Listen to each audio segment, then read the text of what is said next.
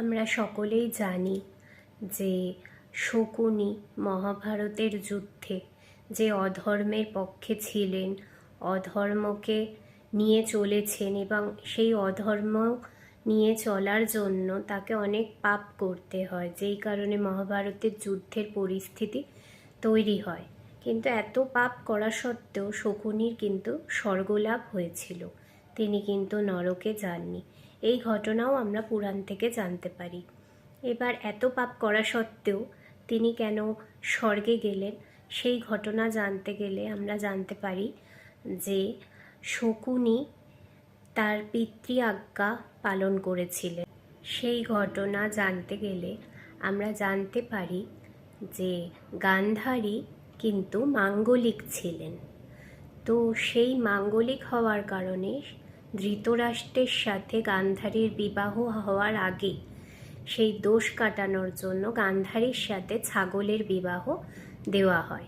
এই কথা কিন্তু ধৃতরাষ্ট্র জানতেন না, কিন্তু বিয়ের কিছু সময় পরে তিনি এই ঘটনা যখন জানতে পারেন, তখন গান্ধারী ও শকুনির পিতা মহারাজা সুবল, গান্ধার রাজ যিনি ছিলেন, তাকে গোটা পরিবার সহযোগে তাকে বন্দি করা হয় এবং কারাগারে রাখা হয়। সেই সময় মহারাজা সুবল ধৃতরাষ্ট্রের ওপর প্রচণ্ড রেগে যান এবং সেই রাগের থেকে তিনি তার পুত্র শকুনিকে গিয়ে বলেন যে শকুনি যেন এর প্রতিশোধ নেয় এবং কুরু রাষ্ট্র ধ্বংস করে।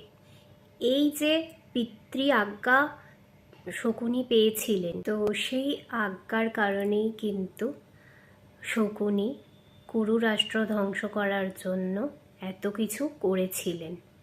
এবং এখানে আরেকটি গল্প আছে যে শকুনিরা তো আরও 99 জন শকুনির ভাই ছিলেন, তো প্রত্যেকেই কারাগারে বন্দী ছিলেন এবং প্রত্যেককে প্রতিদিন এক মুঠো করে চাল দেওয়া হতো খাবার গ্রহণ করার জন্য। তো এই 99 জন শকুনির ভাই কিন্তু নিজের ভাগের এক মুঠো অন্ন শকুনিকে খাইয়ে বাঁচিয়ে রেখেছিল, যাতে সেই পিতার আজ্ঞা অনুযায়ী শকুনি প্রতিশোধ নিতে পারে। প্রতিশোধ নেওয়ার জন্য তো শকুনিকে বেঁচে থাকতে হবে, তাই শকুনি যাতে বেঁচে থাকতে পারে সেই জন্য 99 জন ভাই তাদের ভাগের এক মুঠো চাল শকুনিকে দিত, যাতে শকুনি খেয়ে বেঁচে থাকতে পারে।